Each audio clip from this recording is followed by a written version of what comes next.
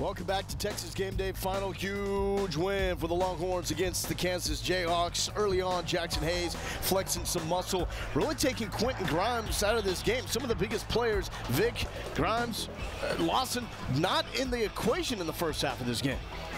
No question. I thought Jay made a great point about Jackson Hayes' presence on the defensive end. He made things very difficult, and he did a good job of staying out of foul trouble for most of the game.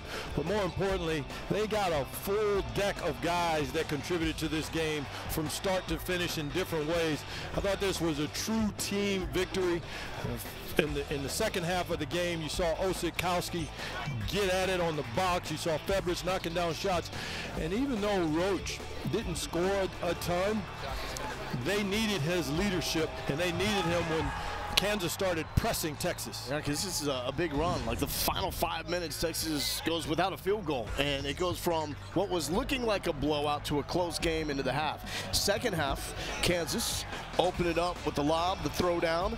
So it's a 4-point game.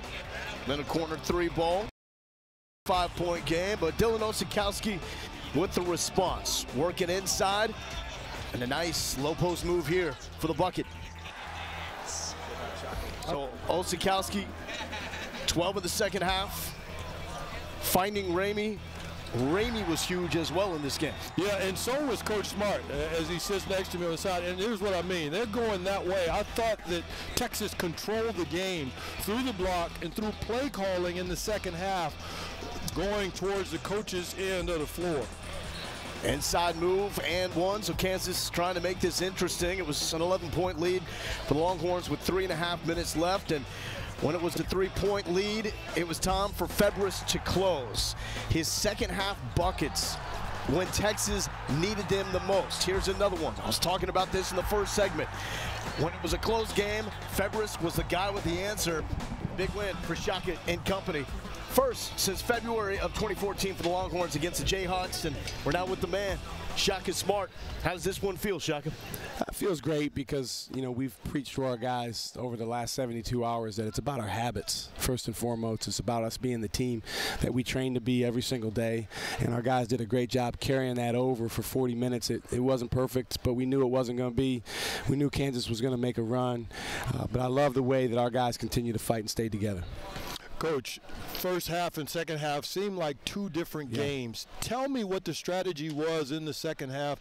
Osikowski went to work. Was that planned? Did it just happen organically? And again, I truly feel like on that end of the floor, I felt like you were a bit of a point guard tonight in terms of controlling things and what was called and how things were executed. Well, we decided going into the game, Lance, that we were going to call more plays as opposed to some of our transition offense if we didn't have something good right away.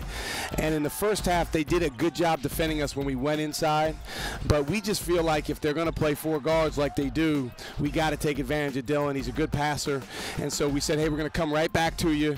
First play of the second half, we went in there. He did a much better job attacking and finishing in the second half. And 63, you're loving life when you can hold Kansas, a very good offensive team, to 63 points. What was the key there? What were you guys doing effectively defensively? The key there was the first half.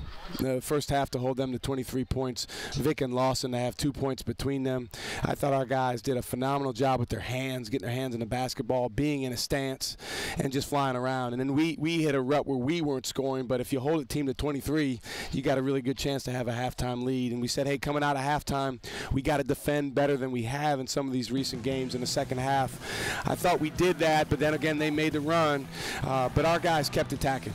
One name we haven't mentioned, and Lance and I brought his name up as we're watching this game unfold, Jericho Sims. Yep. The time that he was in, what kind of impact did he make? He made a big impact. He made those 2 big free throws. He had a couple really big-time finishes, one in the first half, one in the second half. And, you know, he's a guy, obviously, that's in a little bit different role than he was at the beginning of the year. But his attitude's been phenomenal. Through practice, he's gotten better with a lot of habits, more solid on the defensive end, and we really needed him tonight. Coach, you mentioned habits was what you had going into this game. it works, you get a victory. What do you take out of this game and project forward? Have to continue to build habits. Have to build the type of winning habits that you can rely on, and it starts on the defensive end. And that's whether you're coming off a win or you're coming off a loss. Our guys had a real urgency tonight, and going into the game, I could kind of sense from them, they felt like, hey, our backs are against the wall. We need to go after and go get this one.